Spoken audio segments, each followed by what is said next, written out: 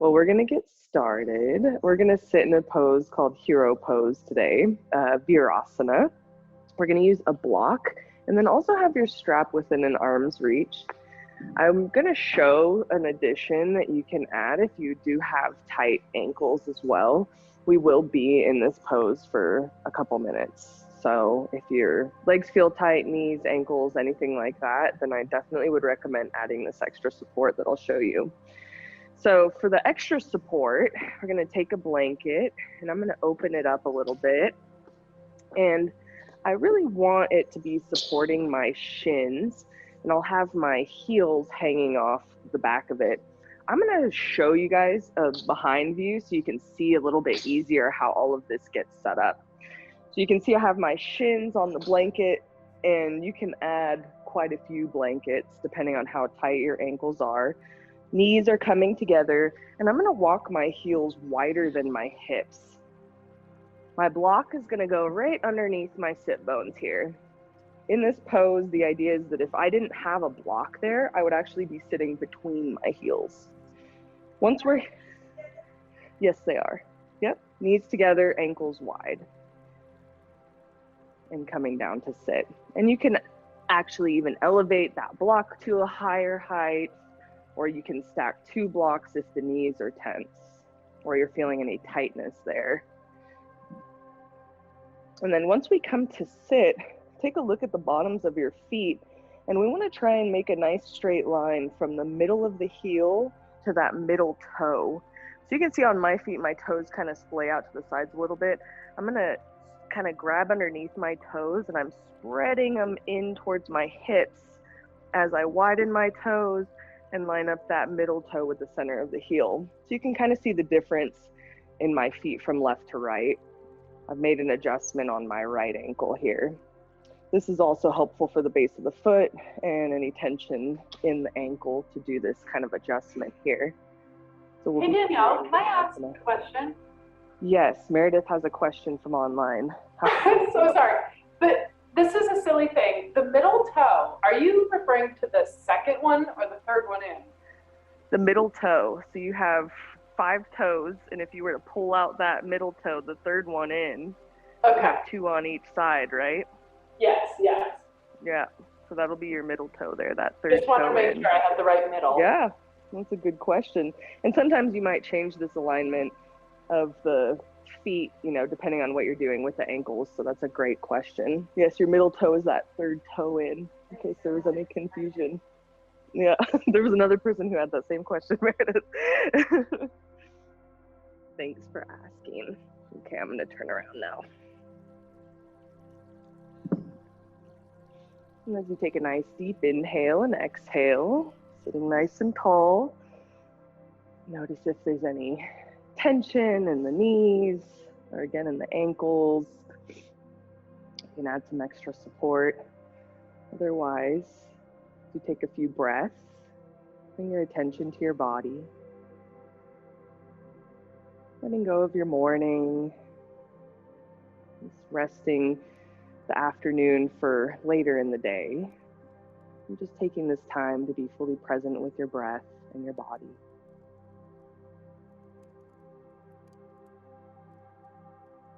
You can imagine your spine kind of like a tree.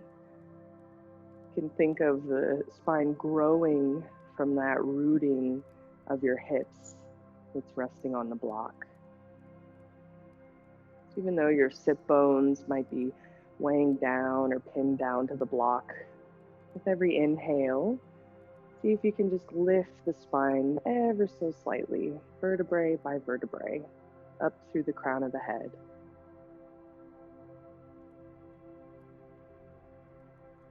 As your elbows hang down towards the floor, try to release any tension in the sides of the neck, the tops of the shoulders.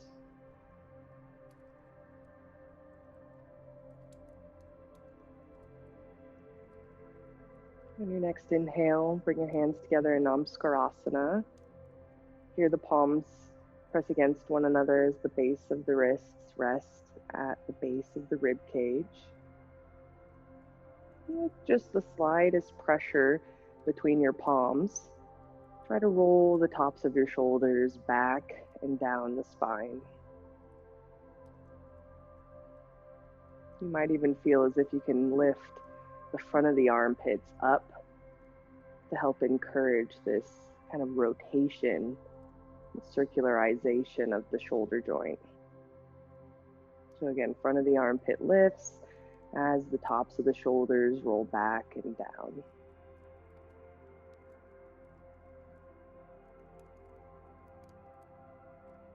We'll start class today by chanting 3 ohms together as a group. Let's start with an inhale.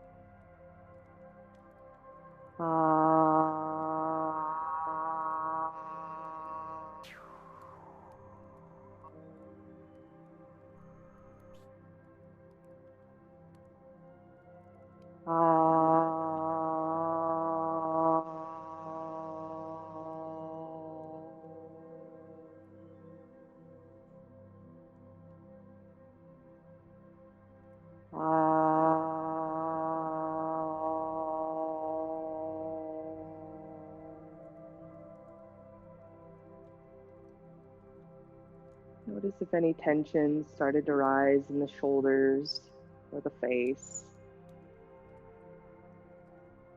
Let's see if you can soften that grip. Keeping the chest lifting at the end of your next exhale. Bring your chin down towards the center of the chest, surrendering the head to the heart, intellect to intuition. Rest your hands on the tops of your thighs. And slowly lift your head and open the eyes. We're going to start with our hands on our hips and just do a couple of shoulder rolls here. And so, first start by lifting the shoulders up towards the ears and then pulling them forward, down, back, creating that circular motion here. And so we'll do 3 times in one direction. And once you've done that, go ahead and do 3 times in the opposite direction. Just notice all of that beautiful movement that joint has. One of the most mobile joints we have in our body is our shoulders. As those shoulders are lifting up and back and down and forward. Notice if there's any tension or pulling or stiffness or sharpness. And then we're going to go ahead and lift the shoulders up towards the ears, pull them back towards the spine, and then roll them down. We're going to hold there for a moment here. And you can have your hands on the floor, hands on the hips, and we're going to tilt the head from side to side. You can hold as long as you'd like on either side. And then once you've done that on each side, you can actually roll the chin forward and over from one shoulder to the other, but avoid dropping the head back for today. Notice what's happening in the shoulders here. Sometimes as we roll our head over to one shoulder, the opposite shoulder likes to tense, where you might feel the whole chest tilt and kind of follow whichever direction that head is leaning. So no matter where the head is moving, feel that the whole trunk and the spine and the shoulders all remain nice and stable and centered.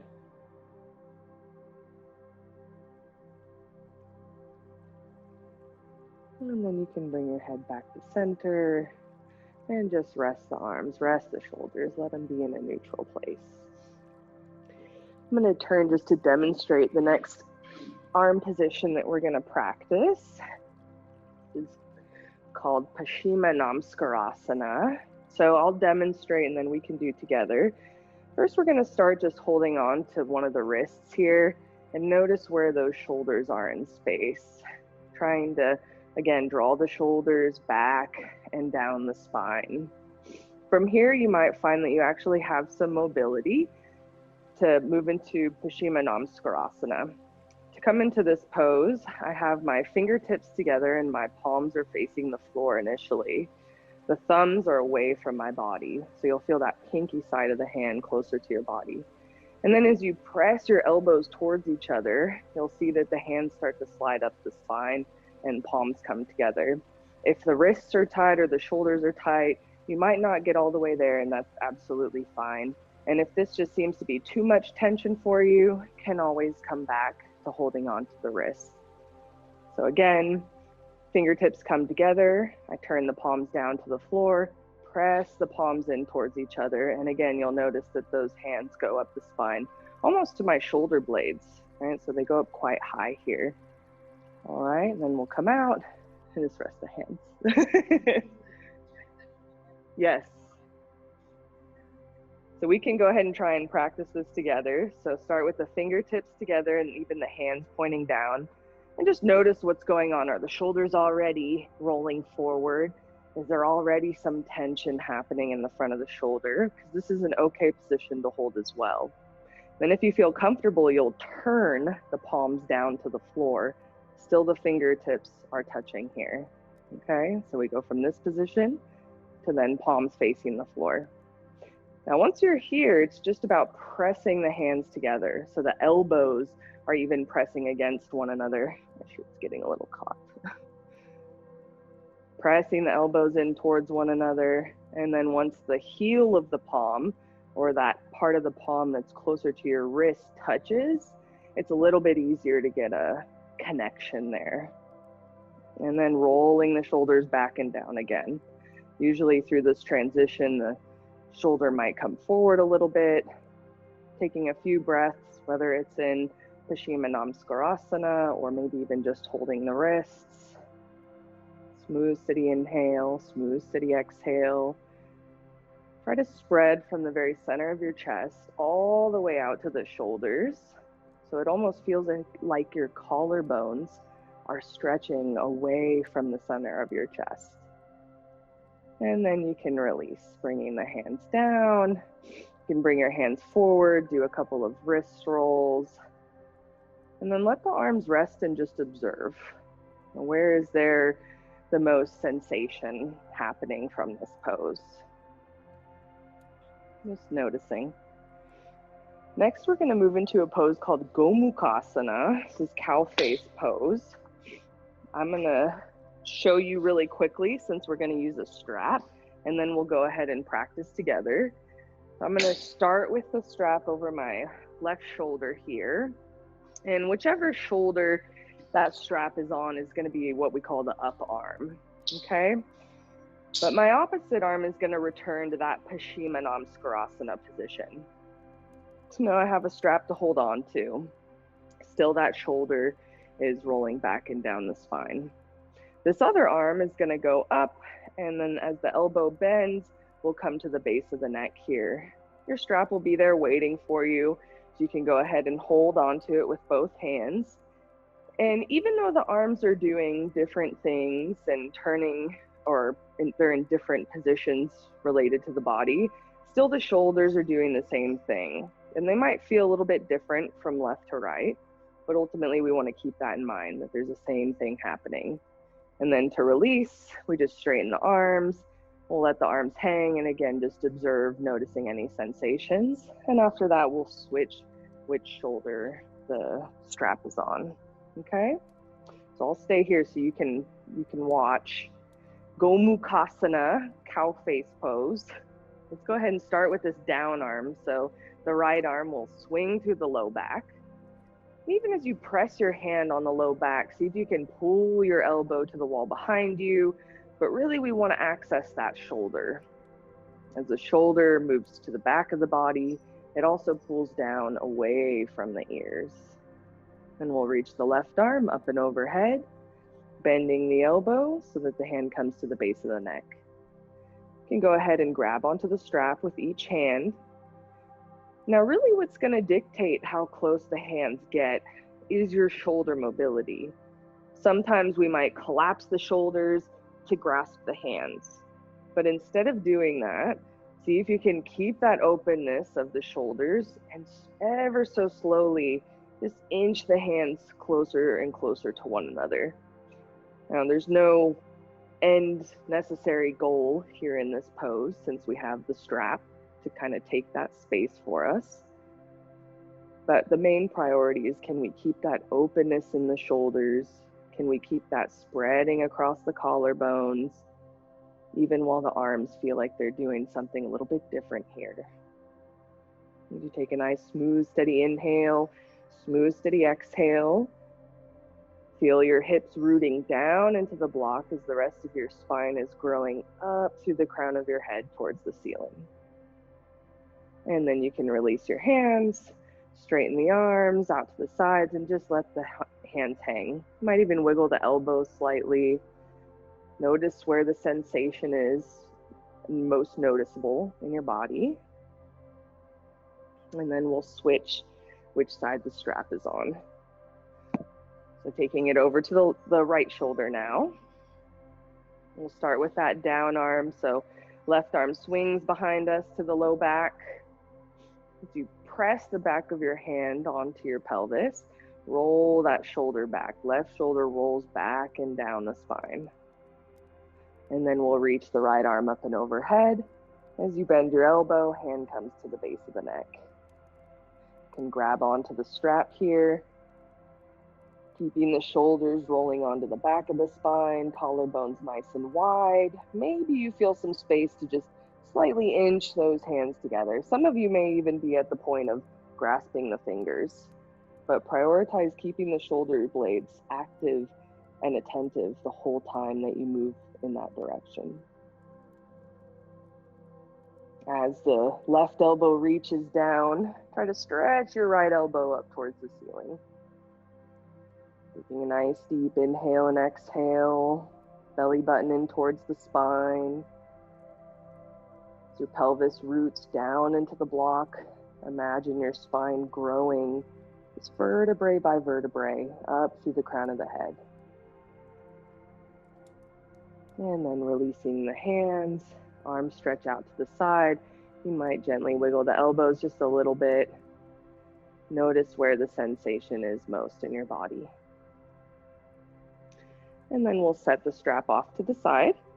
And to come up out of Virasana, we're going to come forward into downward facing dog. Depending on how your knees and ankles feel, you might actually take some time moving slowly out of this.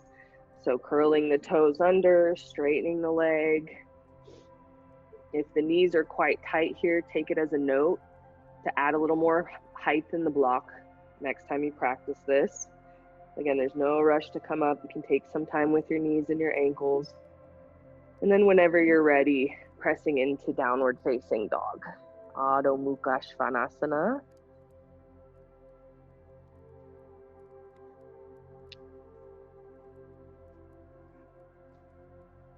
Letting the head hang.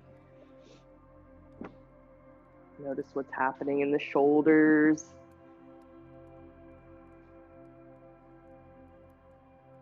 And then you can come down to rest for a moment. Just on the knees, go ahead and clear off your mats, and we're actually going to find some space at the wall. So there's plenty of wall space up here. You'll kind of see throughout the room that there's some floorboards. Even being under a window is totally fine. Yeah, you'll bring your mat. You can leave the rest of your props where they're at for right now. So I'm going to set up over here just to demonstrate. Huh? Yeah, even a window's okay. Short walls and tall walls. You'll have that short edge of the mat up against the wall.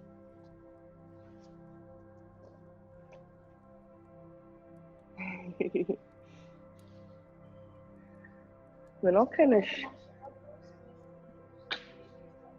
did they?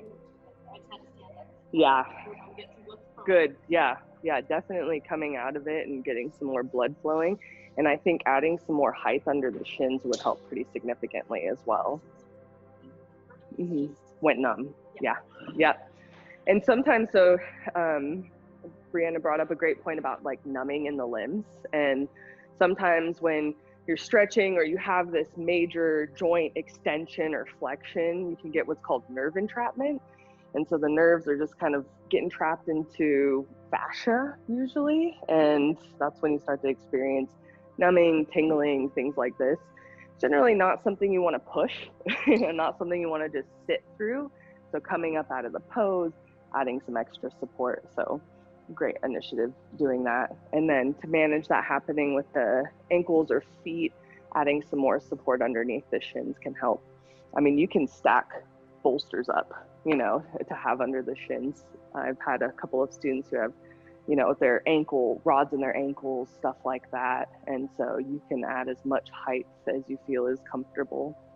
Yeah, great question. So we're going to start, I'll show, and then we'll go ahead and do together. We're going to practice downward facing dog. And then today we're going to actually have the heels up against the wall. And so when we've practiced in the past, we kind of had those floating heels, and you may recall me mentioning to lift the sit bones up nice and tall. Well, having the heels lifted on the floorboard is going to give you a chance to feel that downward pressure of the heel while lifting the sit bones up towards the ceiling. This is great for the back of the knees, great for straightening the leg completely, and just kind of has an overall different sensation here. We'll come down and rest and take a break, but then we're going to move into ekapada. Ekapada means 1 foot. We're going to bring the feet completely together for this one, and I'm actually going to draw my knee in and kick my other foot up the wall, or if you're underneath the window, you might be up the window. From here, there's a couple different things going on. My lifted leg, I'm actually trying to turn my inner thigh up towards the ceiling as opposed to doing something like this. So if you look from the sides, you can see how my pelvis is in a different position related to my spine. As I turn my inner thigh up, I'm bringing that pelvis to a little bit more of a neutral position so that the sides of the spine can lengthen a little bit more evenly. And then we'll come back down and we'll go ahead and switch which leg is up the wall here. Okay, and then to come back down, we'll rest in downward facing hero's pose. Any questions kind of coming to mind? No? Okay, let's go ahead and try it. So you'll start with your hands about 3/4 of the way down your mat. Spread the fingers nice and wide, curl your toes under and lift your hips up. And your heels will come down to about the middle of that floorboard. Yeah. So go ahead and bring your feet forward a little bit more. Yeah, so the heel comes down to the middle of the floorboard. Good. Taking a nice deep inhale and exhale. Now, as you feel that pressure of your heels moving into the wall, see if you can use that downward pressure to shoot your sit bones up towards the ceiling. And so this is working from a little bit more of the back of the legs to get those hips lifting, to get that pelvis turning.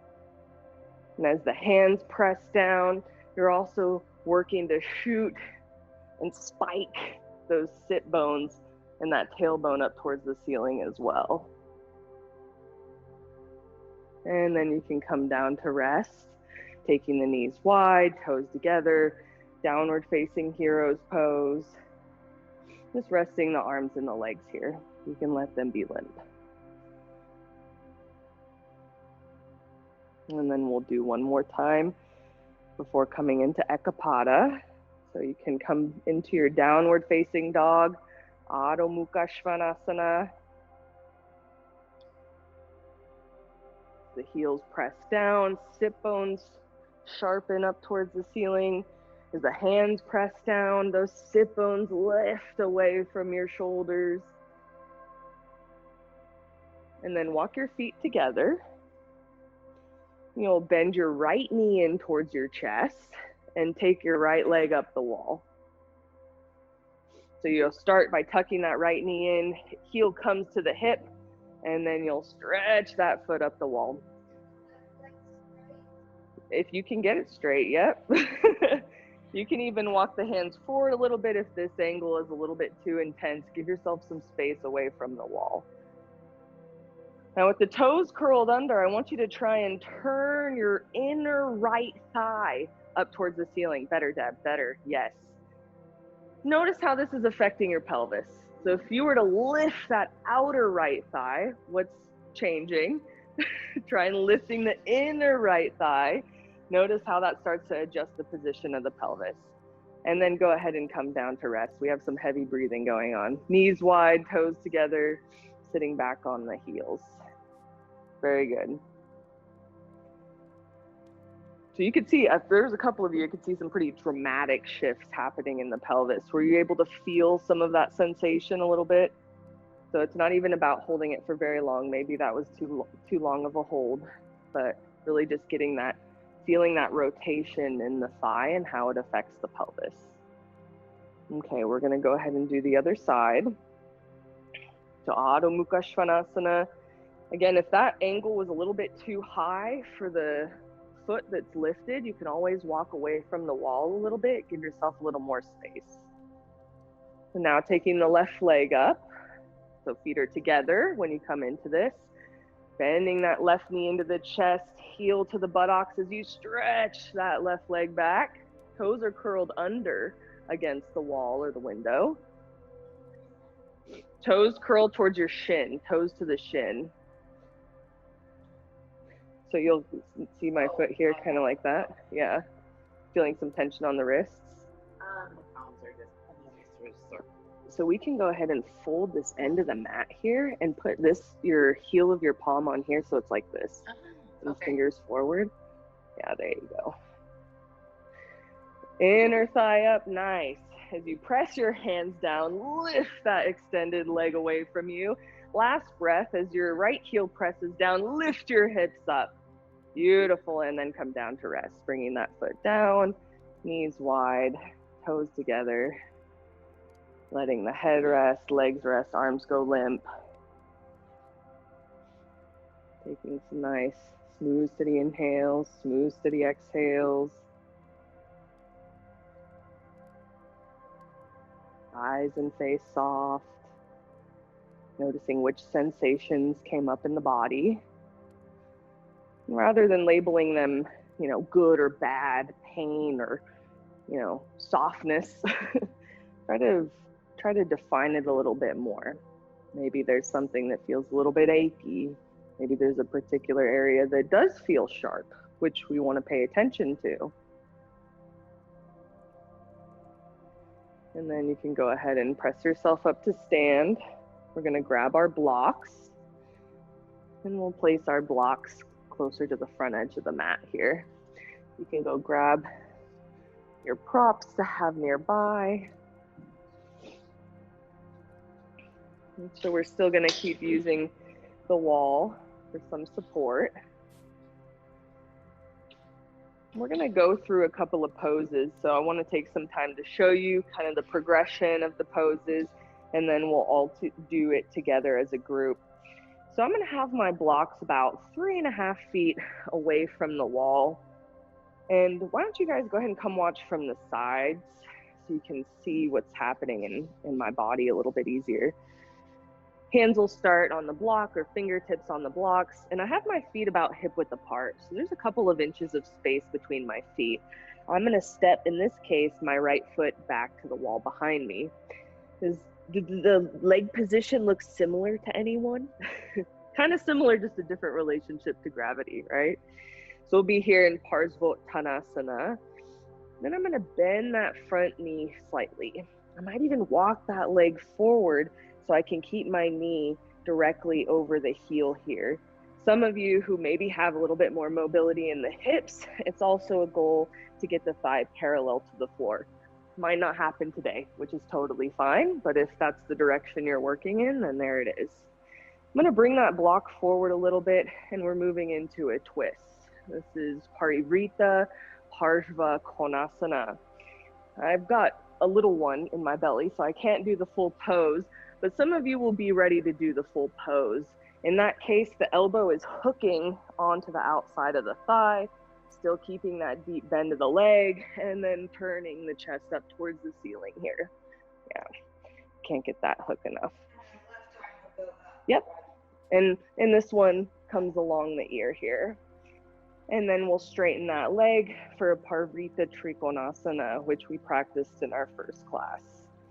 And then coming out, can bring the blocks back slightly, bring that foot back for balance, and then we'll step our back foot forward, and we'll do the other side. Alrighty, are there any questions coming up about these poses? Not yet, okay. Very good. So you'll have your mat clear and your blocks slightly forward. Feet start with a couple inches between the big toe ball mounds. You can bring your fingertips down to your blocks. And let's start by taking the right foot back first. Heel halfway up the floorboard. And in Parsvottanasana here, both legs are straight. So as you press into your heels, lift your sit bones up and back to the wall behind you. When we were in Adho Mukha Svanasana, your down leg, you were able to press into the floorboard and lift your sit bone up. Interestingly enough, your down leg is your front leg in this pose. Right? It's a little bit different, but still the practice is the same, meaning that as you press your left heel down, try to lift your left sit bone up and back to the wall behind you. As your right heel presses down, focus on turning your inner right thigh back to the wall behind you. Very nice. In to the midline. Yep, so if your legs were rolling pins, they'd be turning and rolling in towards one another. Inner thigh, inner knee, inner heel back. Very good. Now we're gonna move into that bent knee twist. Parivrita Parsvakonasana. So you can slide your left foot forward a little bit. Start to bend that left knee. Prioritize having your knee directly over your heel. And you can bring your blocks along with you so the hands are in line with the ankles, or the ankle, single ankle. Still driving that heel behind you into the wall as you now lift the chest forward. And we're gonna start to parivrita, which means revolve. You're gonna take your left hand to your hip and open the chest up towards the ceiling. Some of you might even be ready to actually hook that right arm to the outside of the left thigh. There you go. Focus on pressing into your back heel. Right elbow to the outside of the left thigh, deep twist, yep. And then hand can come to the block, left hand on the hip. Yep, good, Deb. Take your left hand or your right hand and place it on the block. But you can keep the hook. Yep, exactly. So Deb, you can take that hook. Yep. And then bring that hooked hand to your block. So see this? Yeah, exactly. And then if you would like, you can reach that right or left arm up alongside the ear. Parivrita Parsvakonasana. Very nice. And then unwinding, hands back to the blocks. Good job, Rhonda. And you're gonna straighten that front leg. As your left heel presses down, lift that left sit bone up and back behind you. Now with the legs straight, we're gonna parivrita again, revolve. Nope, same legs. Left hand on the hip, opening the chest up towards the ceiling. Yes. Now as you press into that right heel, imagine as if you could stretch your whole spine all the way through the crown of the head from that rooting. And then you'll untwist.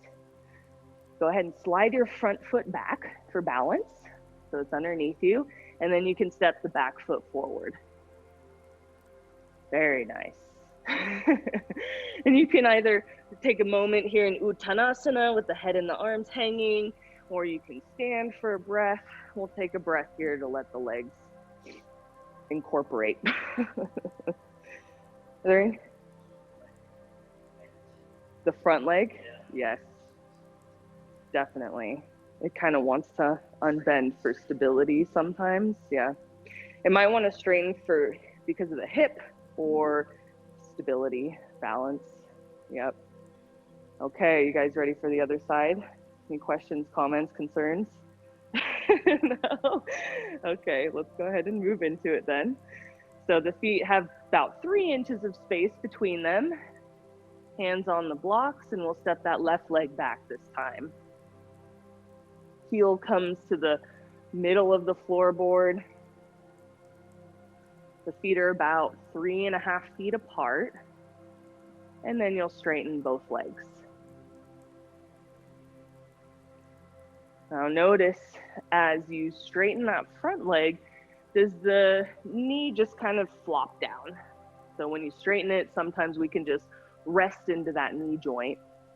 But instead, as you press down into that front foot, try to squeeze the top of your thigh, your quadricep. And as you squeeze it, you're even gonna feel your knee start to lift. And if you look at your knees, you can even see the difference here. So go ahead and bend that right knee a little bit. And as you press your foot down into the floor, try to squeeze your buttocks. And as you squeeze your buttocks, slowly straighten that right leg, but feel that tension that's kind of at the top of the thigh there. Feel that lifting of the kneecap up towards the hip. And we want to keep that activity the entire time. Sometimes it drops when we go to straighten the leg all the way.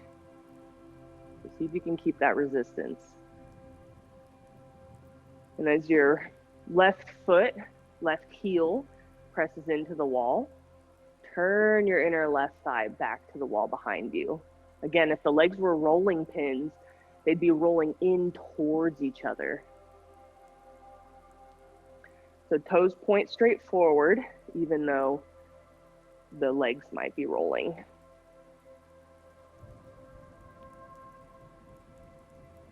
And we're gonna start to bend that right knee, coming into Parsva Konasana. You can even slide that foot forward a little bit. So now we're in almost a low lunge, right? And as you press that back heel into the wall, keep that back heel planted into the wall there. Lift the chest forward, roll the shoulders back. Very good.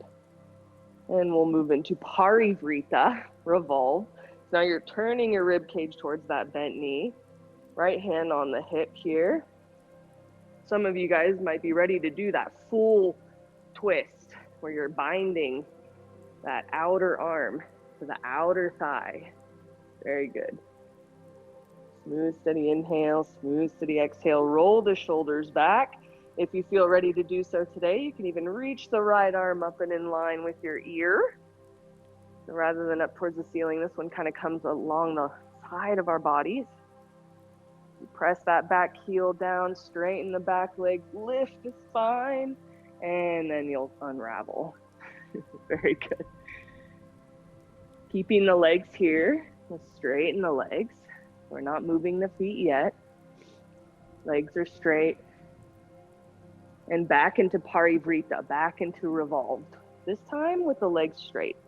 Now we're turning towards that front leg. Right hand on the hip. This is a great one if you have any low back tension, low back pain. But keep driving that left heel, that back heel into the wall. Inner back thigh, good catch. Inner back thigh turns to the wall behind you. And then you'll come back forward. And to come out, just for balance, you can slide your front foot back and then step the back foot forward. And then hands on the hips, and we'll come up to stand. Let's take a moment to reflect. What kind of came up through that process for you? Maybe you surprised yourself, right? You're like, wow, I was able to do that. Maybe the balance was challenging, right? Something like that. Just reflect. You can go ahead and set the blocks off to the side. And now we're gonna practice a more traditional Parsvottanasana. Parsva means side, ut is intense, tan is stretch. This is an intense stretch of the side pose. And the language that I'm speaking is Sanskrit. So I was taught in a lineage that primarily based in India, and I'm not great with the English version. So sometimes you might hear like butterfly pose or deer leg pose, things like that. Not very versed in those, but I'm learning. I have been taking some classes here, picking it up. So you'll hear the Eastern translation with me. But we're gonna practice the more traditional version of this pose, and I'm going to show just how we're going to get in for balance, and so you guys kind of know how to come in and out without feeling like you're going to topple over. So I've taken my feet wide here. I'm going to turn my front foot forward, and once I feel stable enough, I'm going to pivot on my back toes and take my heel up the wall here. Now I really only need my heel to be halfway down that floorboard. Do you see how high it is right now? This is a little challenging for balance. So I'm actually going to slide my foot forward, and that's a little bit of a better angle. Now it's not so intense on my ankle, and I can feel a little bit more stable. Then the hands are going to come into Paschimottanasana. So this is what we practiced in the beginning of class, where the hands come together, right, and you push the palms up. The same thing is happening here. And then we'll lean forward. Parsvottanasana. And if you feel up to it, you can even kiss your shin, because that's eventually where you might head. But concave back is chest charging forward. You can see how my chest is almost dipping down towards the floor. Convex has the shoulders rolling forward. You might find your balance is off, which is fine. You can even, at the end, we're just gonna come forward and take a few breaths here with the back rounded. Now to come up, back heel has to be very, very strong, pressing into the wall. That's pretty much all I'm thinking about, is that back heel driving. I can pivot off, heel toe step the feet together, and switch sides. Alrighty? I'll let you know. Yeah. Maybe if you feel like you're gonna fall, but but I'll let you know. If you can hold fine, then I'll give you a transition point. Yeah. Yes, absolutely. Yes. So hold wrists if that Paschimottanasana is a little too intense. So let's start with our left outer foot up against the wall. Stepping the right foot away about 3 feet, 3.5 feet. We're going to start by pivoting on that right heel so the toes point towards the front of the room or center of the room. Hands on the hips. Now, if you're feeling a little unbalanced, you can even bring your hand to that wall or window here. You're going to pivot on your toe ball mounds. So the heel lifts, toes pivot. Now you might notice that heel is quite high. You can make some adjustments. Again, use the wall for support if you feel it would be helpful. Ultimately, the toes end up pointing forward towards the center of the room. Back heel is lifted halfway up the floorboard. And as you look at your feet, you might even have that couple inches of space between the heels. So if you were standing with your feet next to each other, the feet wouldn't be completely together necessarily. And you can always widen that for balance. And then hands on the hips. And you can decide which arm position you're practicing today. Maybe it's just holding on to the wrists. Maybe you're moving into that full Paschimottanasana. Whichever position, roll the shoulders back, lift the chest up, legs straight, and you're gonna lean forward. As the mind is kind of wavering for balance, focus on pressing that back heel into the wall and charging the chest forward.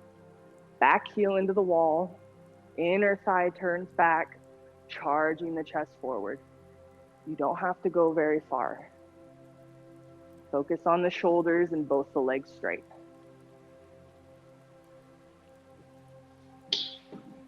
Good catch, are you okay? Okay. Now you can go ahead and bring your hands forward and down and let the spine round, let the head hang. Parsvottanasana.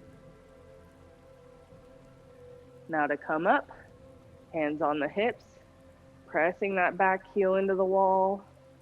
You can bring your heel off the wall, toes turn off to the side, heel toe step the feet together, and stand in mountain pose in Tadasana for a breath. Notice the sensation in the legs, maybe even the shoulders. Notice how they might be different from left to right, or if there's any particular area that feels more sensation. And then we'll switch sides. So you'll turn, so now the right foot, outer foot is up against the wall, and you'll step that left foot about 3.5 feet away, You can go a little bit wider, Brianna. I don't know. He's still 3.5 feet.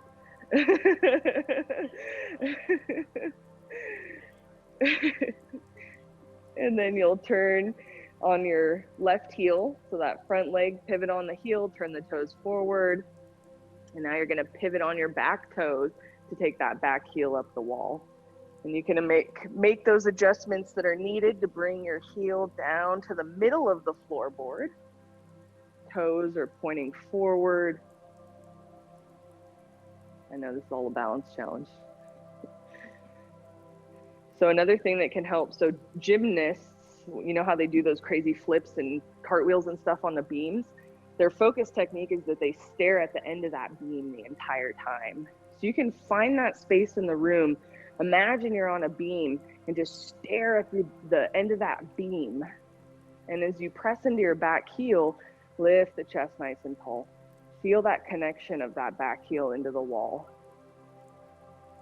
And then you'll place your hands in whichever arm position you're practicing today. Maybe it's just holding on to the wrists.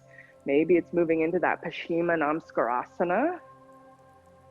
And you'll start to bend forward. Shoulders are rolling onto the back of the body, almost as if you're lifting your elbows back and up to the wall behind you. Smooth, steady inhale, smooth, steady exhale. Eyes and face soft. Good job.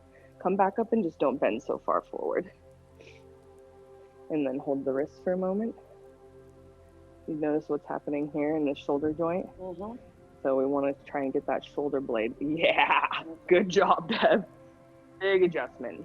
And then if you're comfortable doing so, release the hands to the floor, concave back, so back is rounding. Head is hanging now. And then hands on the hips, pulling yourself up to stand. Turn the toes off to the side. Heel toe step the feet together. Beautiful.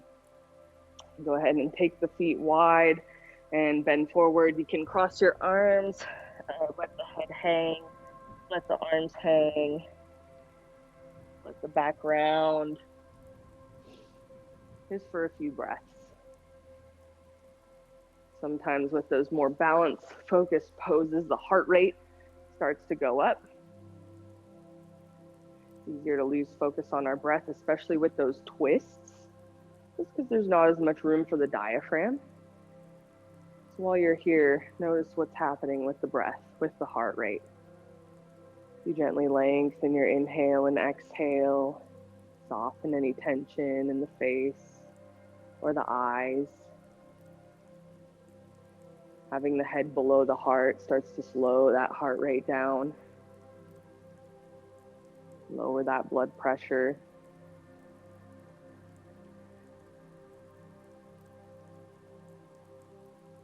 And then you'll bring your hands to your hips and start to pull yourself up to stand.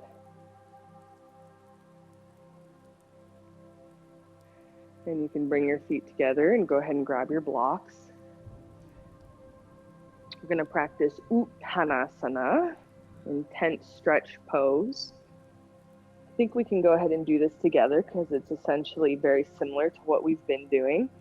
So you'll have your blocks about 6 to 8 inches forward from your feet.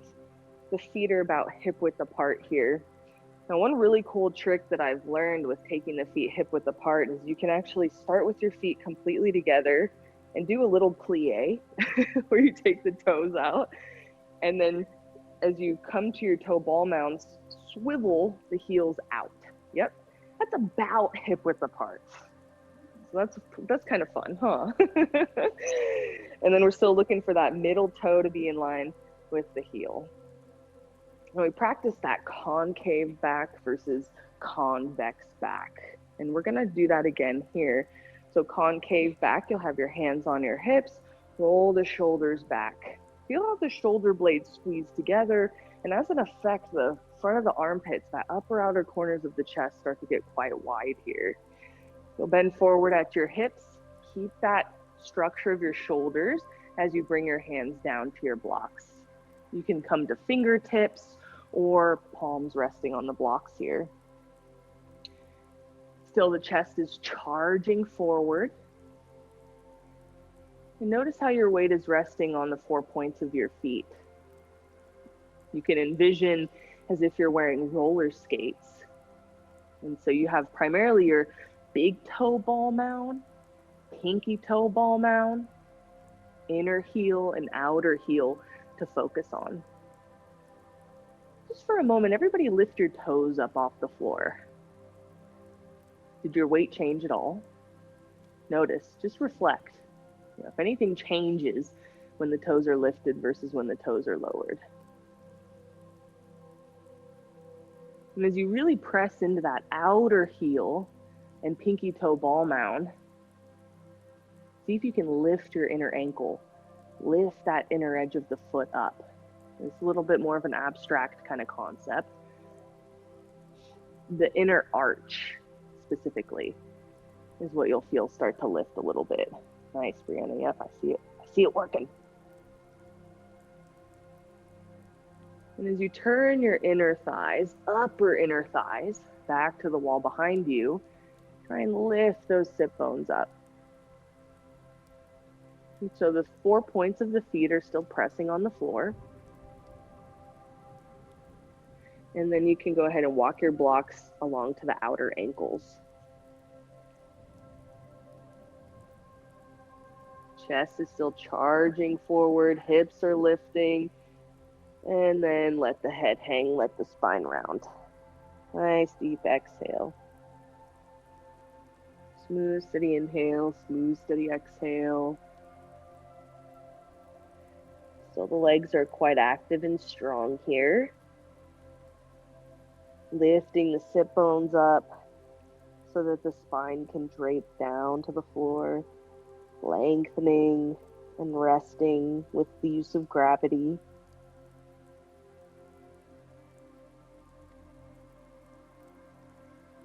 And then you'll come back to a concave back. So now shoulders roll back, chest reaches forward, hands on the hips, and you'll slowly come up to stand. Notice if there's any dizziness or vertigo happening. You can always have the head lowered towards the chest if you feel any of that happening in the head. Lovely. Now you can go ahead and set yourself up back in the center of the room, away from the wall. Have your mats in the same position facing me. So you'll have the short edge of the mat be the one that you're facing when you sit down. So if I were to sit down here, I'd be looking at the short edge of my mat. And then you'll grab some blankets and grab your strap.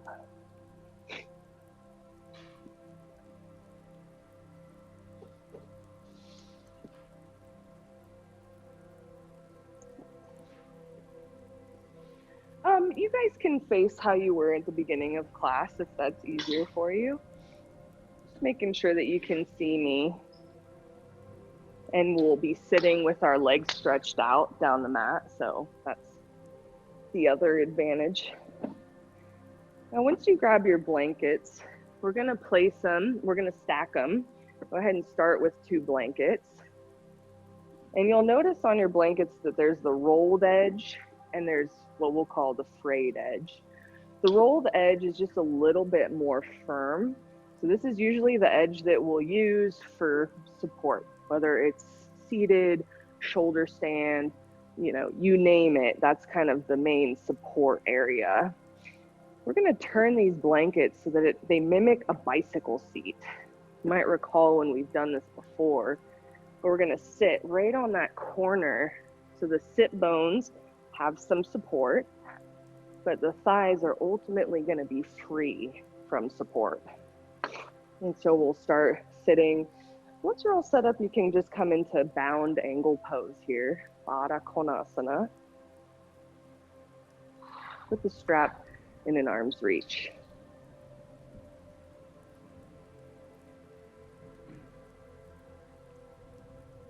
Feet together, knees wide.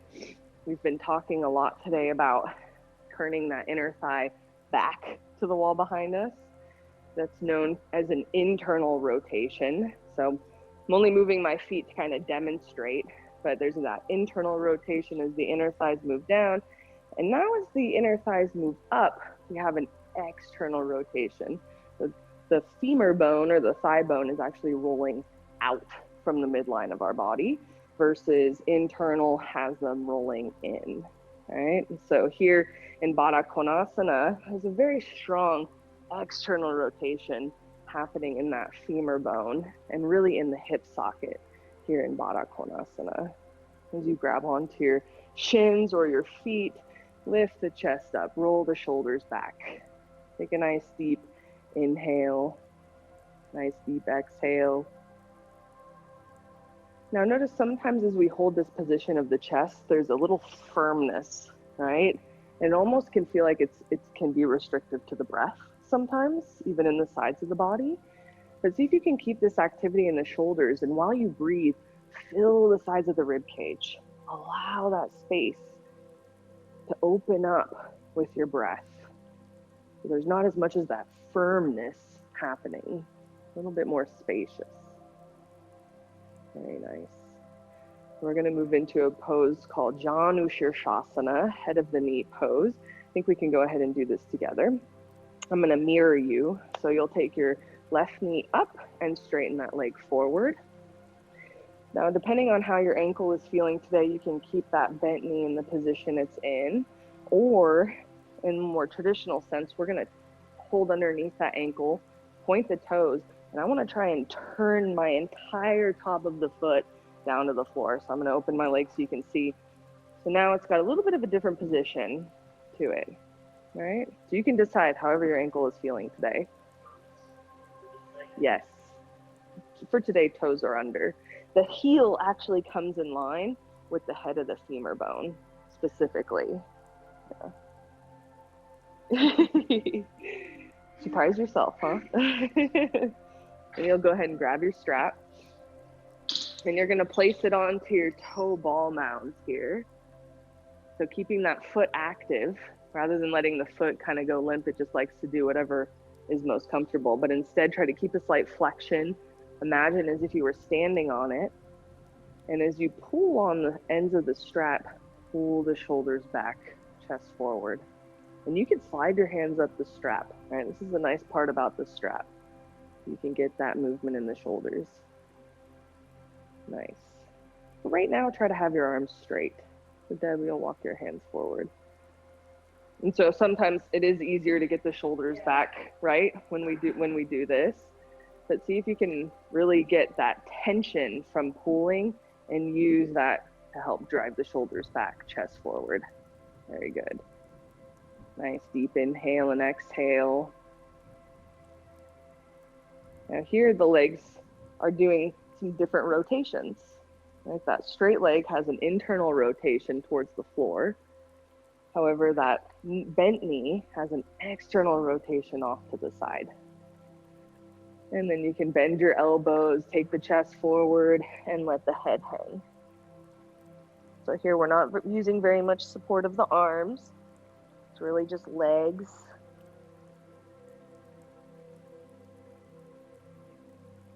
Taking a nice deep inhale, deep exhale.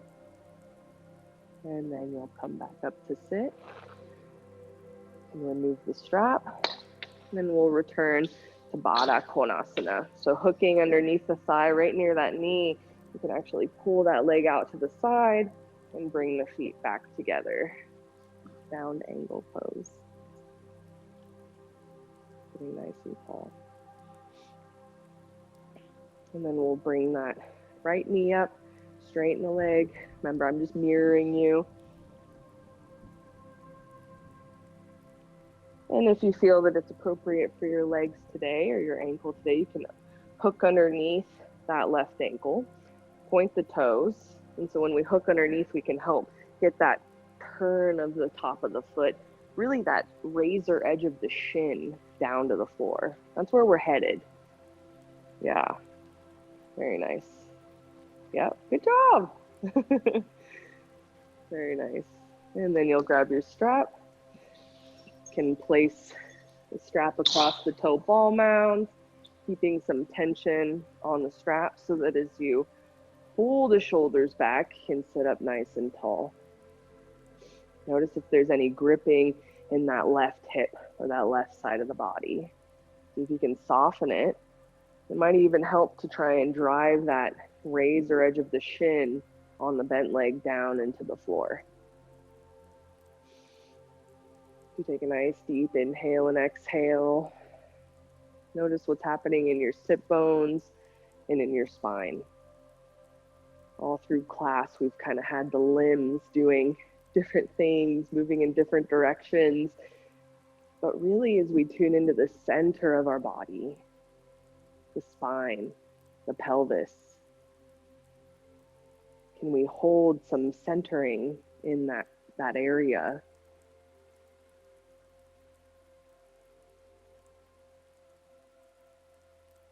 And then on your next exhale, you'll bend the elbows out to the side and just let the head roll forward. Spine can round here. Some of you guys might even feel ready to walk the hands down the strap towards the feet. Nice. Smooth, steady inhales, smooth, steady exhales. Notice if your position is compromising the breath in any way. And see if you can use the breath to create some space. And in these forward bends, even as we are bending forward, there's still this lengthening we want to feel in the spine. And then you can come back up to sit. And returning to bound angle pose, Baddha Konasana. So hooking underneath the thigh near the knee, turning the knee out to the side, and feet together. And now in Baddha Konasana, see if you can spread your toe ball mounds, kind of like you're opening a book. So the outer edges of the feet still touch, but those inner edges of the feet or the toe ball mounds really start to spread. So again, it's kind of like opening a book. May or may not happen very much today. This is really a reflection of the hips, the inner groins. And then go ahead and take your hands forward slightly. And you'll walk your hands forward as far as you feel comfortable today, letting the head hang, letting the spine round.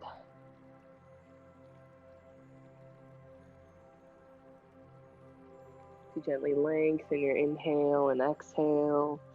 Soften any tension in the face. Soften any gripping in those groins.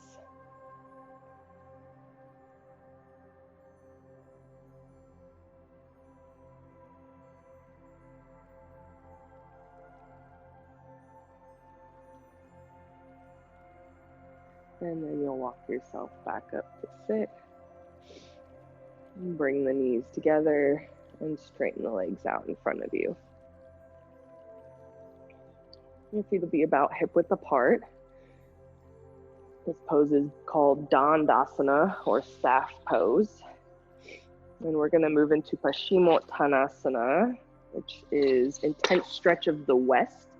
In Ayurvedic medicine, the west side of the body is the back of the body. They call this the intense stretch of the back of the body, essentially. You'll grab onto your strap, place the strap across the toe ball mounds. And with the arms straight, take a nice deep inhale and lift the chest up, pull the shoulders back. There's some kind of squeezing of the shoulder blades, so you're gonna feel that muscularization happening in the upper back here. Chest gets very nice and wide. And see if you can walk your hands down towards your feet just a little bit more, still keeping that draw of the shoulder blades back into the spine. We're not rounding the spine quite yet. Now we're going to keep that position of the shoulders, just let the head hang towards the chest. So still the shoulders are active. You can go as deep as you want into this, keeping the shoulder blades pulling in towards the spine, but letting the head hang. And as you inhale, see if you can get that shoulder to roll more onto the back of the body. So we've We have some times where we let those shoulders roll forward, but other times we start to bring those shoulders back. Do you mind if I give you a little adjustment, Brianna? Imagine this is pulling forward. Yes. You feel that change? It's pretty dramatic. Nice. Beautiful. And same thing with you, Deb. Do you mind if I give you an adjustment? Yes. That can be common. Nice. Beautiful. And then you can let the shoulders round. Let the head hang, shoulders round forward, breathing into the back of the body, breathing into the back ribs. And then you'll come up to sit. Nice, and you can cross the legs, come off your support. We're gonna adjust our blankets before moving into this next pose. So we're gonna practice bound angle pose while lying back, but we're gonna make it a little bit of a chest opener. So we're gonna unfold our blankets so that they're a little bit longer. And essentially, your hips and the base of your rib cage are gonna be supported on the blankets while your shoulders are rolling off of them. And so I've stacked my blankets, and I'm gonna use that rolled edge of the blanket for my upper back. I'm gonna turn my setup so you guys can see the position a little bit better.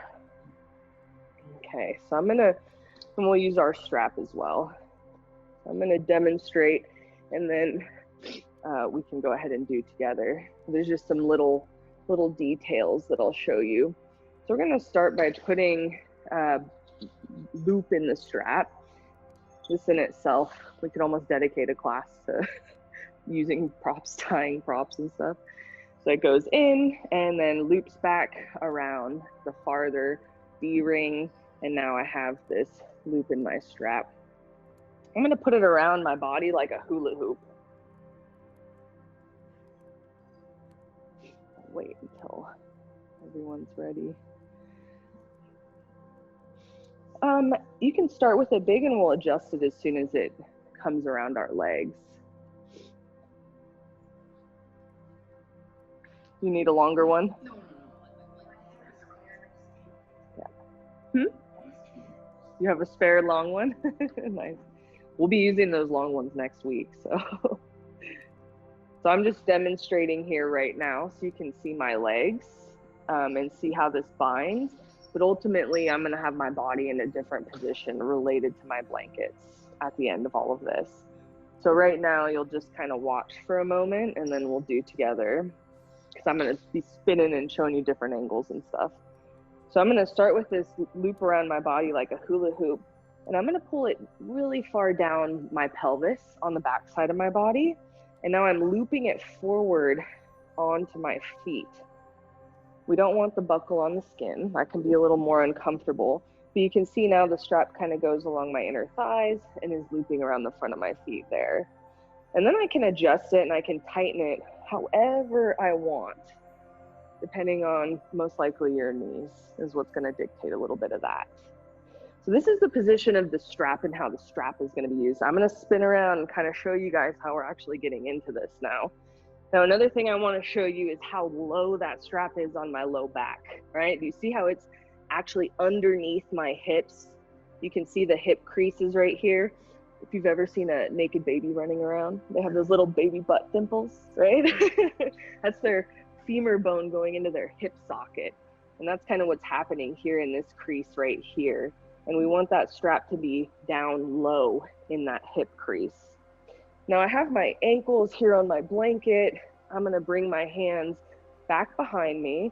I'm gonna slowly lower down to my elbows, and then I can spread my elbows and lie all the way down. Right now, my shoulders are still on my blanket stack. So I'm gonna take a moment, and I'm just gonna inch by inch start to slide my shoulders off the blanket stack here. But I'm trying to get my shoulders tucked underneath me as if I'm trying to get the tops of my shoulders to face the floor. So I have this little bit of a chest opener happening here from the blanket stack. but my lower ribs, my hips, and my ankles are all supported by that same height. This is just a version of Baddha Konasana or Supta Baddha Konasana. Supta means reclined, Baddha is bound, Kon means angle. Now to come out of this can be a little bit trickier sometimes. I'm pressing my toes together and spreading my heels, and I'm going to slip one foot out at a time, and then you can use your hand for the other foot, and then we'll roll to the side. You can adjust your blankets so that you can lay down on the floor for a moment. We'll prepare for Shavasana after that point. Alrighty, are there any questions on this setup? Okay, let's go ahead and practice it.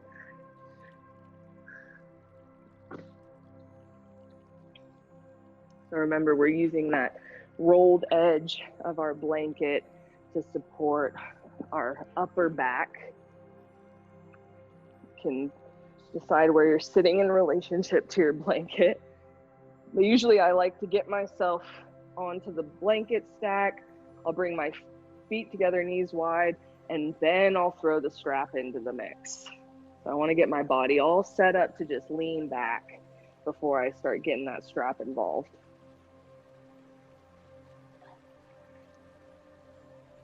And so once you're seated with the feet together, knees wide, you'll take the strap around you like a hula hoop, placing it low on the hips, and you'll take the front of the strap and it'll loop around your feet.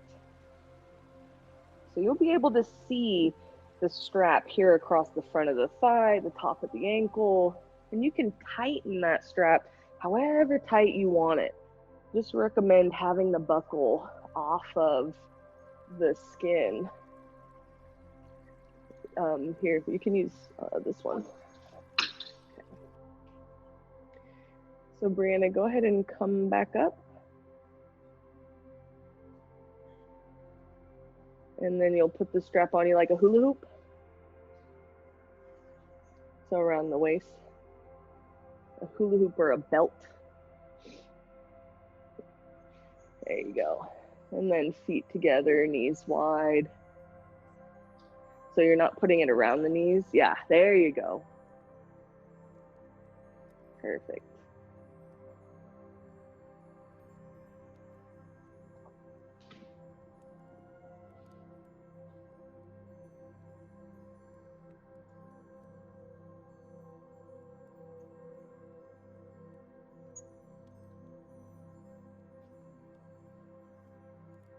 So you'll keep, we're not going around the knees. So like I said, just keep your legs without the strap in that Baddha Konasana position. Yep.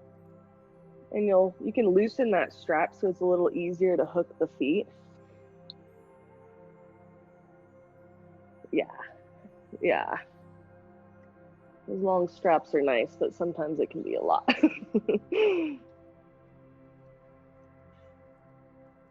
And so then once you have the heels pulled into the pelvis as close as you find comfortable, you can bring your hands back behind you, tuck the tailbone forward, lowering down to your elbows and spreading the elbows to lie back. Notice where that edge of the blanket is supporting your upper back. As you kind of tuck the shoulders, roll the shoulders underneath you, you should feel that the fronts of the chest, the fronts of the armpit, the fronts of the shoulders nice and broad and open. And it almost has a position as if the tops of the shoulders could move down to the floor, rolling down to the floor. You can have your hands resting with the arms straight, a foot away from your hips, or if it's comfortable on your shoulders and neck, you can have your hands in this cactus, hold them up type position, where the elbows are in line with the shoulders, and the elbow has a 90-degree angle, the wrists.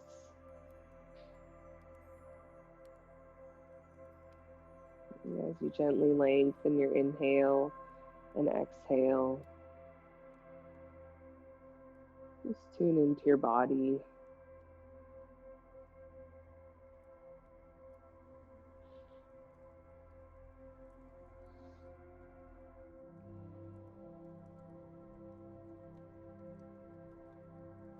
Softening any gripping in the eyes, lips, or jaw.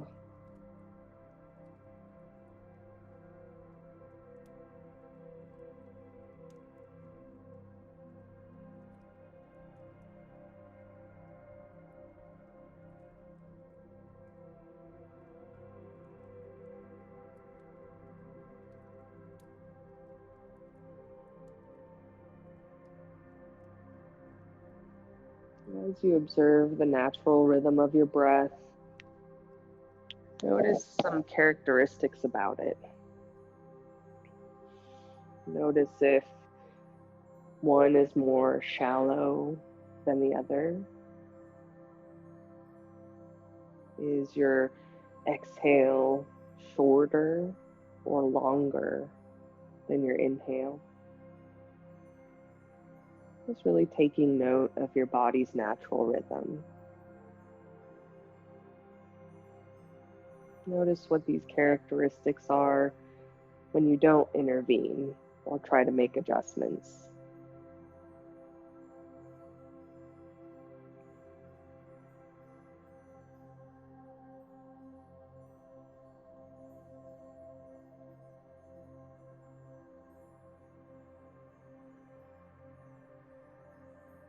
And with every exhale, see if there's anything you can let go of, whether it's in your body or your mind, even if you're just releasing 1%. Use that exhale to soften, to surrender your weight into the floor beneath you and the props beneath you.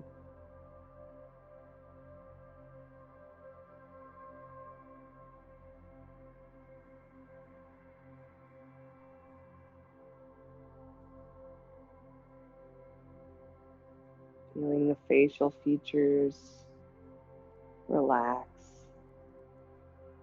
allowing that space between the brows to soften.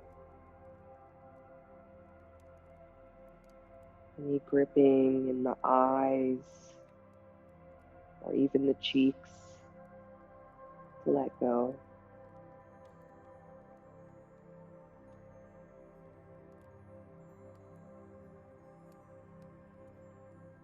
Releasing any tension in the lips or the jaw.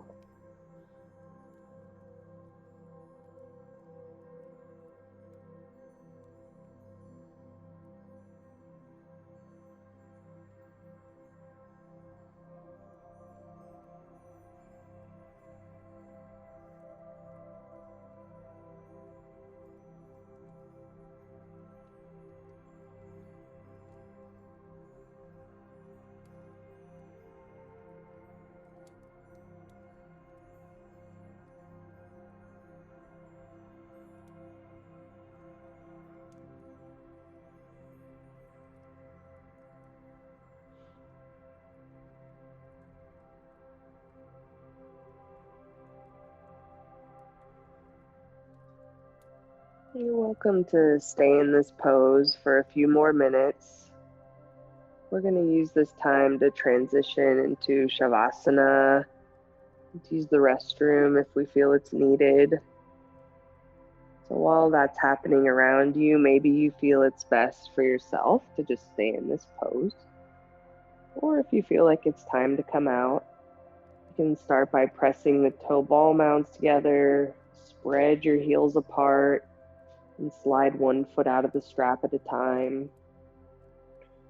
You might even loosen the strap with one of your hands if that helps. And then you'll roll off to your side. Maybe you're getting up to use the restroom or grabbing some other props. Or you can just lie flat on the floor with no support underneath you if you're feeling any tension in the hips or the back.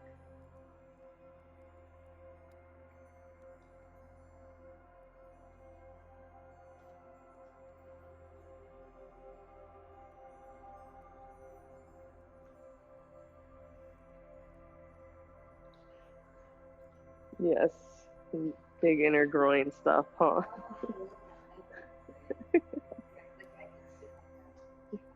Yeah, absolutely.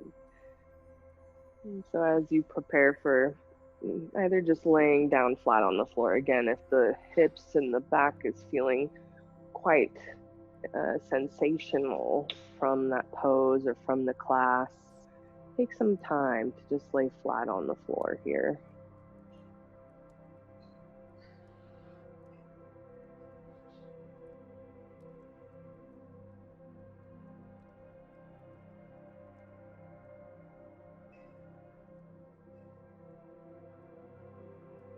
Noticing if your body needs anything in particular.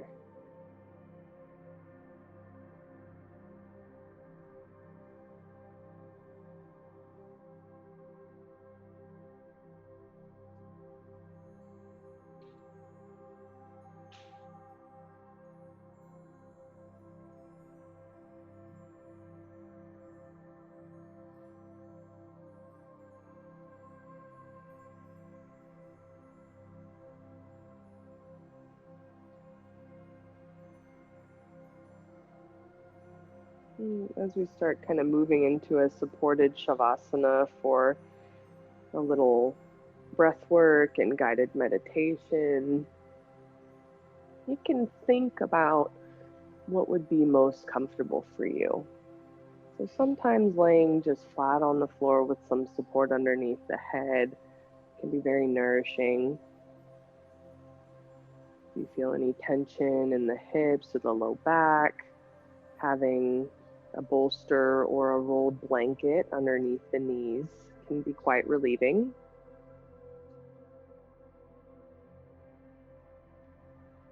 If you're feeling low energy, you can have some support underneath your rib cage. So you could take your folded blankets or a bolster and lay down with the rib cage supported. That tends to create a little bit more energy.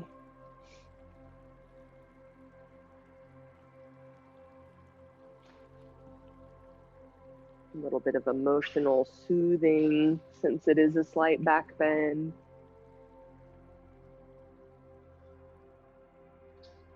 And so you'll just take this time to find a posture and a support that really nourishes your body and where you're at today. And we'll just take a few more breaths, a few more moments in this position, adjusting anything you might need to adjust.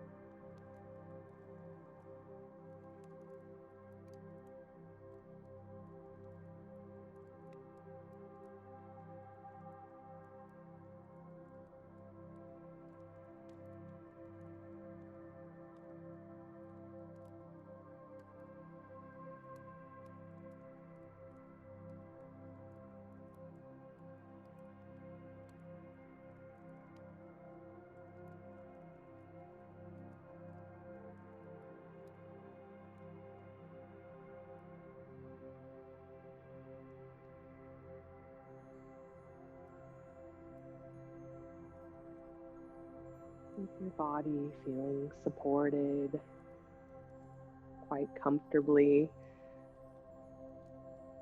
gently lengthen your inhale and exhale.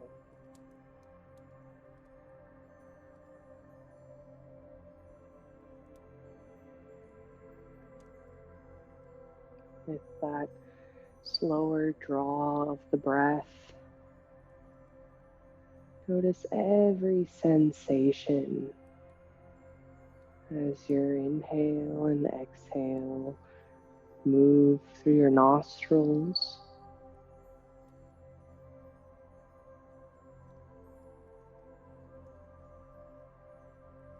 Notice every sensation as your breath moves through your lungs.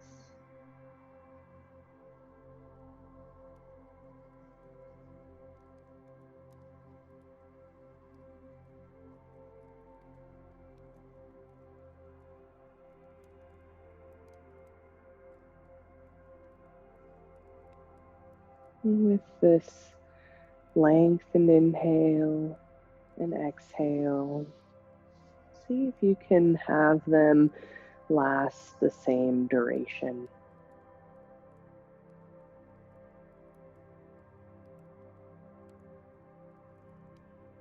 So sometimes if we're not certain how to gauge that, you can kind of count.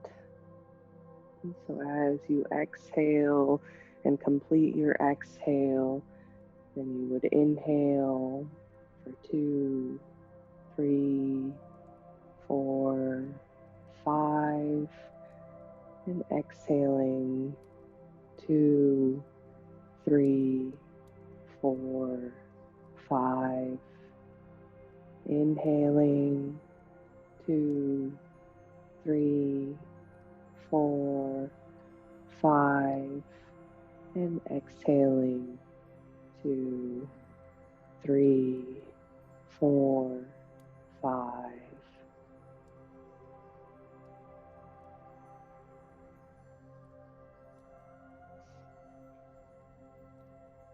And then allow your body to come back to its natural rhythm, whatever that might be.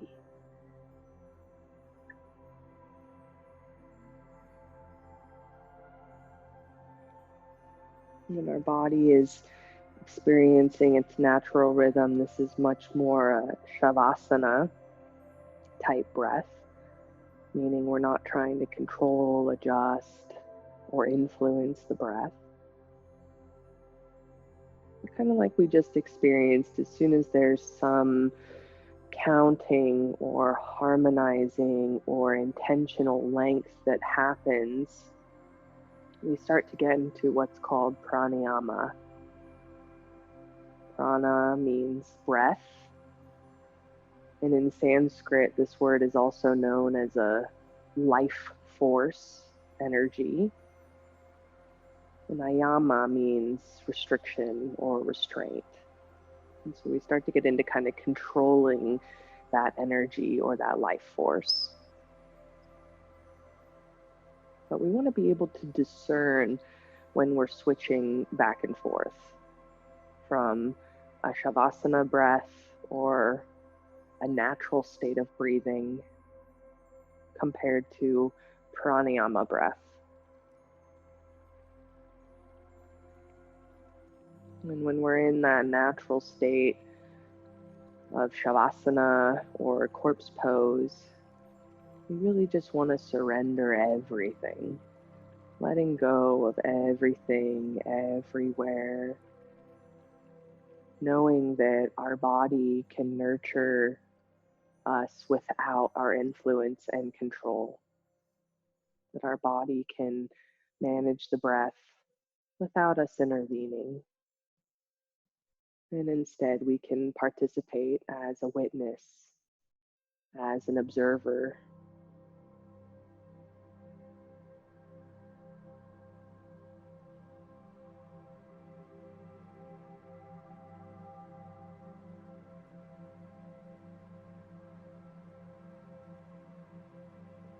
And we'll try and practice that pranayama breath once more. You'll completely drain the lungs, a nice deep exhale. And then as you start to inhale, continue for 2, 3, 4, 5, 6. Exhaling, 2, 3, 4, 5, 6. Inhale, 2, 3, 4, 5, 6. And exhale, 2, 3, 4, 5, 6. And then returning to the natural breath, letting go of any tension that might have come up, whether it's in the body or the face.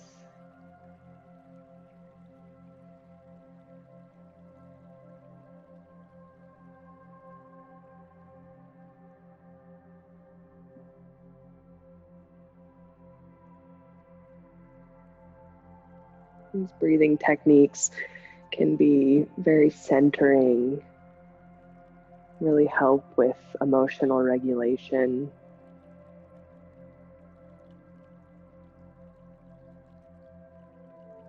Today we're going to spend a little bit of time getting to know some parts and protectors that we might have within us.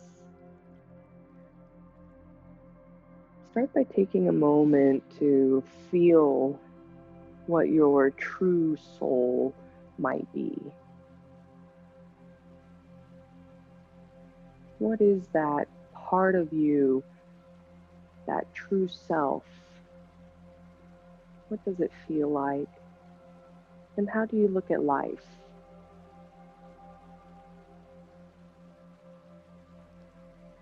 Your true self might feel no limitations and a sense of ease. Usually there's an experience of being quite centered.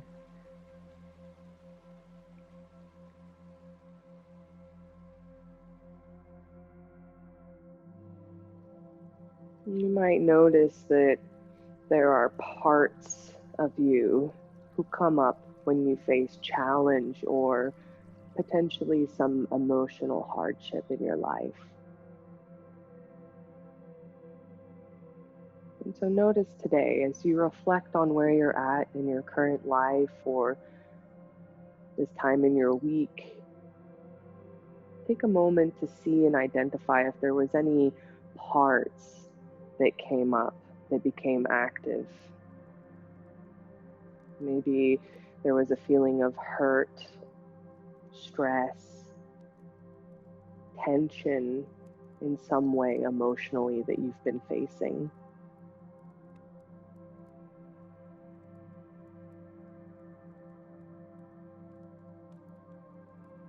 And we want to have a little bit of a dialogue with this part almost. Let this part know that you're curious about it. You want to get to know it. And if at any point you start to feel overwhelmed by this part, sometimes when we get to know these parts of ourselves, the emotions can very easily overtake us. So simply ask this part, let this part know that you want to be curious about it, you want to get to know it, and you also need just a little bit of space from it in order to do that.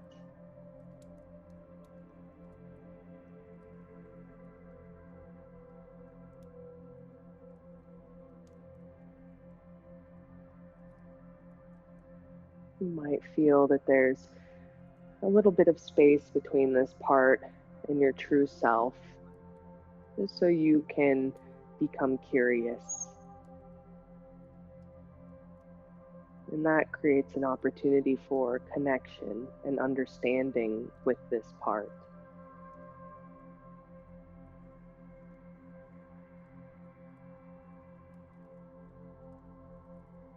As you focus on this part, See if there's anywhere in the body that has sensation. You might feel something in your neck, throat, shoulders, or belly. You might also not notice anything specifically at all. Just become aware if this part is associated with any particular area of the body.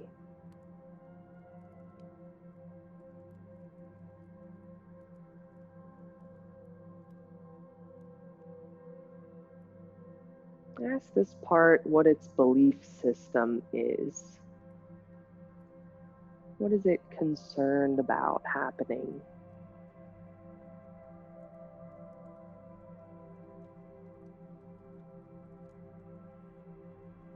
Does it feel like it has a specific job?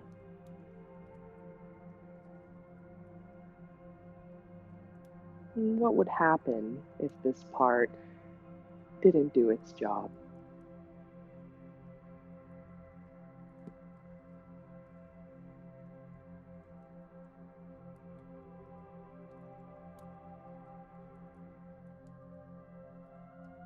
Really just being curious about this part, as if it's a friend of yours. Ask this part, what does it need?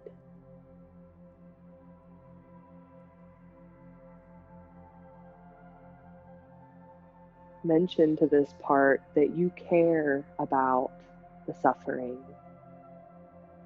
that you care about the tension this part might be carrying.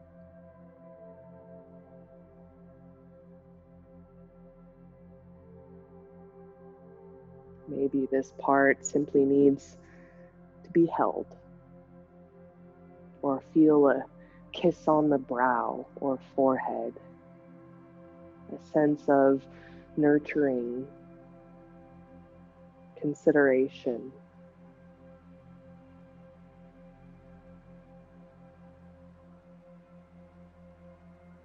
And as you offer this, how is this part responding to you?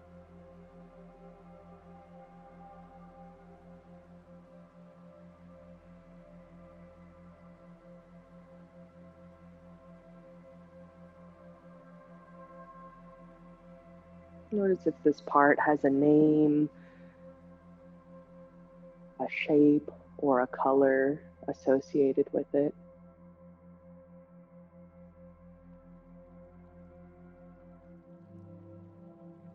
And thank this part for doing what it does.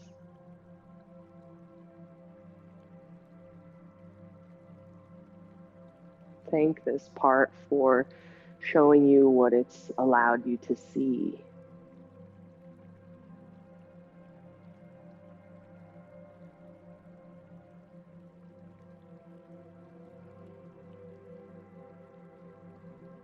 And if this part is comfortable opening up to you even more, you might even ask it where it learned to do this. Where did it learn its role?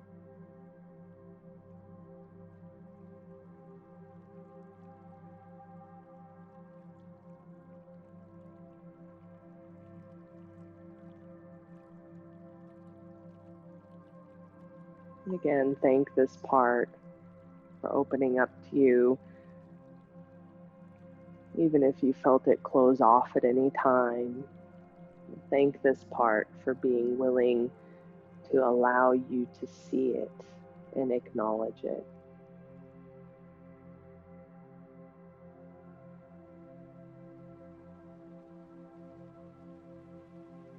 And as you focus on your breath and focus on your body, take a moment to absorb what you've learned or noticed about your true self and about the parts within you,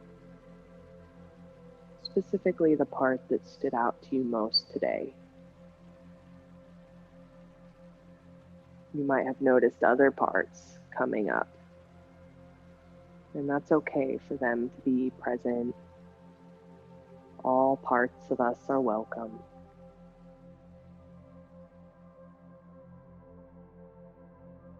Gently lengthening your inhale and exhale. Observe your body surrounded by a white light.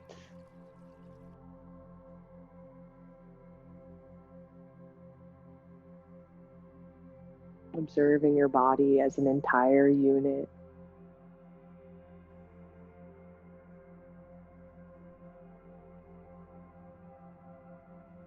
You can slowly place your hands on your abdomen.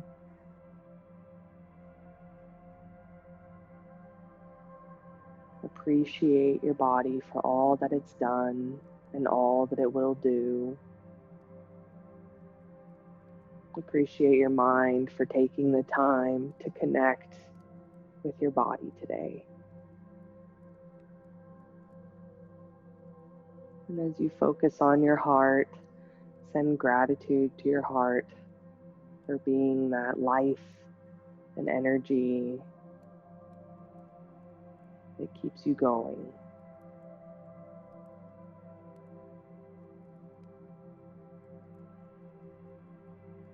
And as we start to move out of our Shavasana, please take your time and take as long as you desire.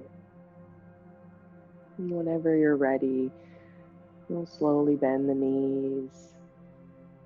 With the eyes closed, you can reach your right arm up and overhead and roll to your side. Rest here for a few breaths with your head on your arm.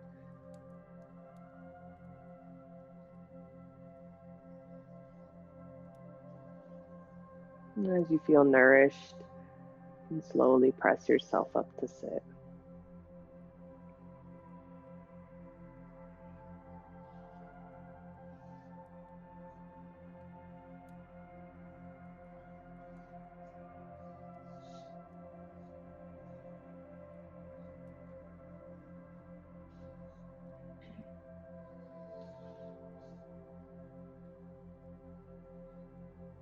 You can take a few breaths, just absorbing what your experience was in the guided meditation. And then whenever you're ready to integrate some more movement, you can grab your journal. You can sit comfortably or even sit at the table. And we'll write down and reflect kind of what we might have noticed through the process.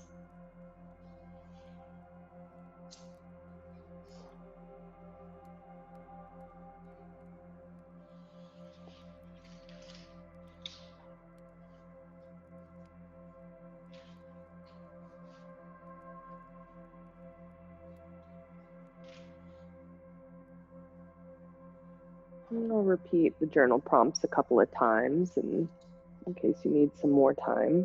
The first one is, what part of yourself was most noticeable today? What part or emotion was most noticeable today?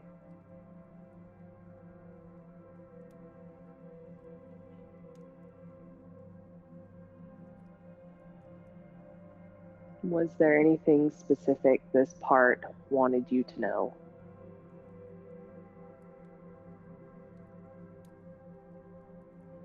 Was there anything specific that this part wanted you to know?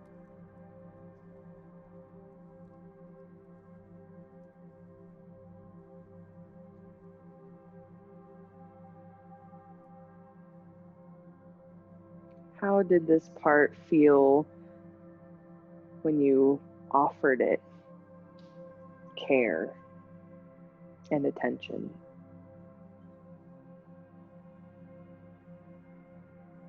How did this part feel when you offered it care and attention?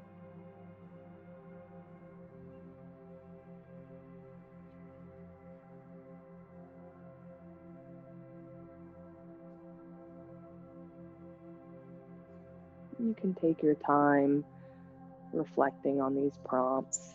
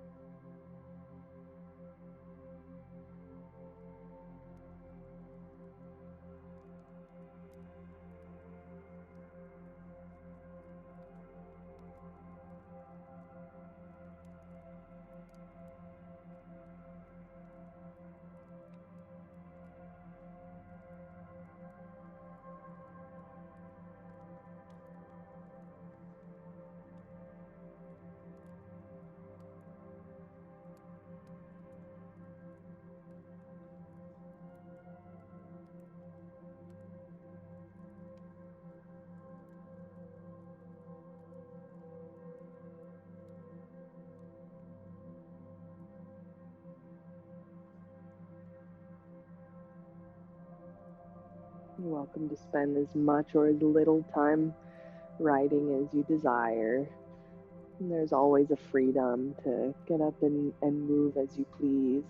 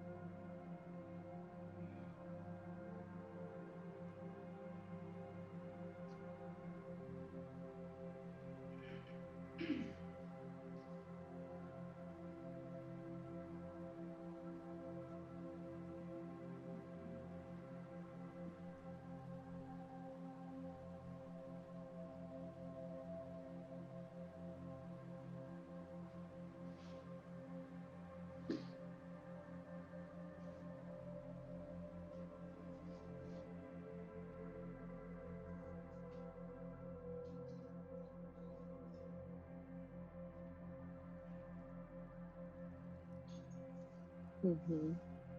As everyone starts moving along with their day or focusing on their journal, I just want to say thank you for taking the time to be here. Yeah, you're so welcome. Feel free to let me know if there's any questions or comments you feel an urge to share.